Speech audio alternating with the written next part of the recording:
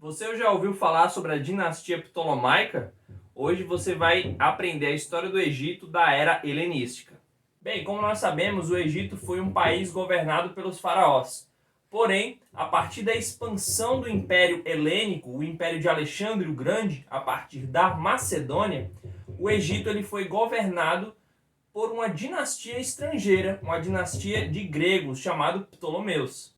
Alexandre foi um dos maiores generais da antiguidade. Ele conseguiu expandir o Império Macedônico através de boa parte da Ásia, Oriente Médio e também através da África. Ele conseguiu vencer o Egito e se tornar faraó do Egito no ano 332, que é quando começa esse período chamado de Egito helenístico. Esse período então ele vai se estender até o ano 30 a.C., quando o Egito vai ser dominado pelos romanos durante o reinado da rainha Cleópatra VII. O primeiro governante do Egito da dinastia dos Ptolomeus foi Ptolomeu I Sóter.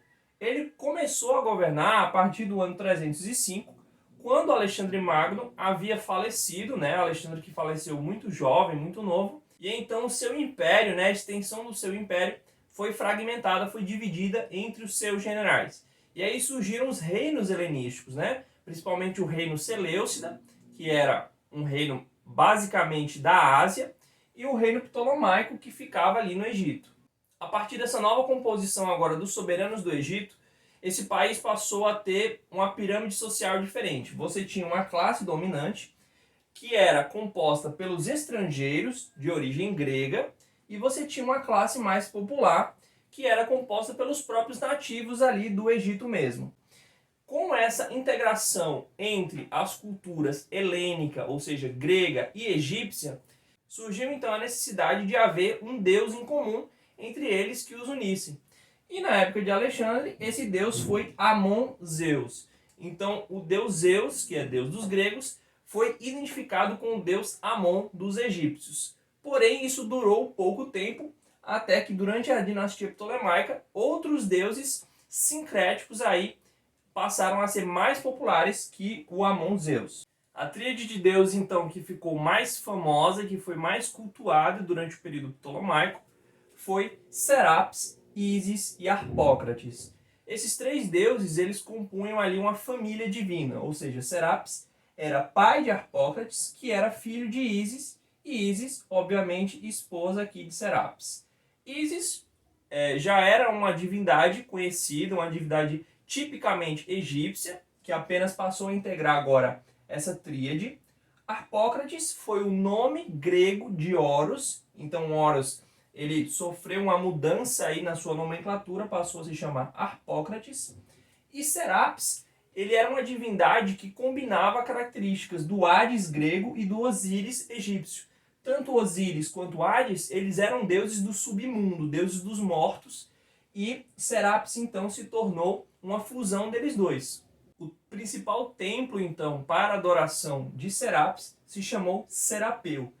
E o Serapeu ficava na cidade capital, cidade mais importante do reino ptolemaico, que era Alexandria. Bem, Alexandria então se tornou a cidade mais importante do norte da África. Ela tem esse nome justamente em homenagem a Alexandre Grande, Alexandre Magno.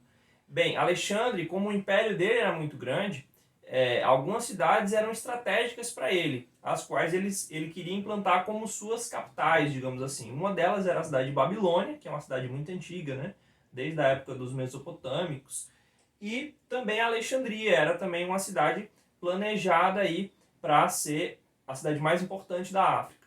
Diferente de outras cidades que já foram extremamente importantes para o Egito, como Mênfis, como Tebas, Alexandria ficava no litoral do mar Mediterrâneo, E com essa direção ao mar, Alexandria então promoveu uma grande expansão marítima. Na época do primeiro Ptolomeu, que era o primeiro rei desse Egito helênico, você tinha uma frota muito reduzida de navios.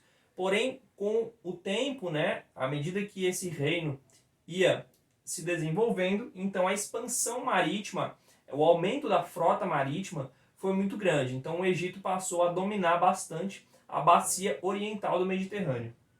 Com isso você tem a construção de uma das 7 maiores maravilhas, né, da antiguidade clássica, que foi o Farol de Alexandria.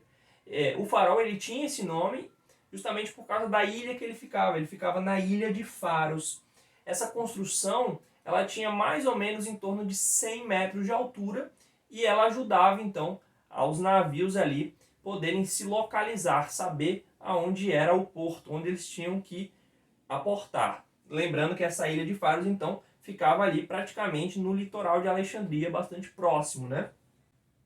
E esse farol, né, só foi ser destruído na época árabe. Então, da época helenística, ainda passou toda a época romana, né? E depois, com a dominação árabe, né, por volta do século VII, já é que esse farol vai ser destruído. Por outro lado, a gente tem a parte mais intelectual, a parte mais pensante, estudiosa da cidade de Alexandria, que estava concentrada no seu museu. Esse nome a gente entende ele modernamente como sendo uma instituição que vai guardar relíquias da antiguidade, né? Ruínas, pedaços de objetos que foram encontrados arqueologicamente. Porém, na época de Alexandria, o museu tinha um significado diferente. Esse nome museu ele vem de musas, ou seja, na mitologia grega se imaginava que existiam 7 musas e cada uma dessas musas elas tinham uma área do conhecimento, uma arte ali que elas dominavam.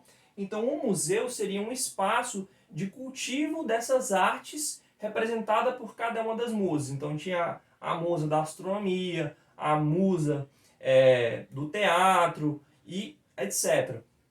No museu então você tinha uma biblioteca que só foi destruída na época dos romanos, ou seja, durante toda a época do reino ptolemaico. Essa biblioteca esteve aí ativa, sendo uma das bibliotecas mais importantes, né? Praticamente a mais importante do mundo helenístico, porque ela reunia ali muita literatura sobre a medicina egípcia, sobre a medicina grega, sobre a astronomia, sobre matemática, filosofia, política. Todos os filósofos antigos, Platão, Aristóteles, os seus escritos estavam compilados e guardados nessa biblioteca. Existia também, olha que interessante, o cargo de intelectual dentro do museu. Então era como se fosse um certo professor universitário, sendo que esses intelectuais eles não davam aulas, eles apenas estavam empenhados na pesquisa. Então passou por lá, por exemplo, Arquimedes, Euclides e Ptolomeu, que era, além de um título, né, um título especialmente do rei de Alexandria e rei de todo o Império Dinástico, esse nome também Ptolomeu foi de um astrônomo. Ptolomeu ele desenvolveu toda a cosmologia geocêntrica, a ideia de que a Terra era circulada pela Lua, por todos os astros e também pelo Sol. Então essa ideia de que o sistema solar tinha como seu centro a Terra. Euclides ele já foi mais da área da matemática, né? Escreveu bastante sobre matemática, sobre geometria. E Arquimedes foi um grande engenheiro. Arquimedes ele conseguiu achar o número π.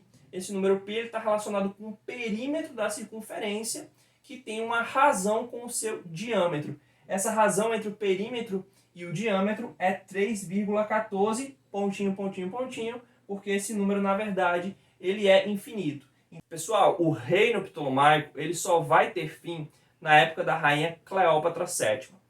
Cleópatra ela se envolveu amorosamente com Júlio César, que era um dos cônsules romanos. Na época dela, a República Romana estava se expandindo, né? Já tinham vencido a vizinha ali do reino ptolomaico, que era a civilização de Cartago, né? E depois de Júlio César, depois que César é assassinado, Cleópatra vai se envolver também com um ditador romano que era o Marco Antônio. Porém, quando houve a Guerra Civil que deu fim à República Romana, que iniciou o período do Império, então Marco Antônio e Cleópatra, que formavam uma aliança ali, tanto amorosamente eles eram um casal, quanto politicamente, Marco Antônio, que queria ser imperador de Roma, eles perdem, são derrotados por Otávio. Otávio então se torna Augusto, ou seja, imperador, e ele também assume a província do Egito, acabando com a dinastia ptolomaica. Pessoal, por hoje é isso. Deixe o seu gostei, deixe o seu comentário, manda esse vídeo para alguém que está estudando esse assunto e até a próxima. Um abraço.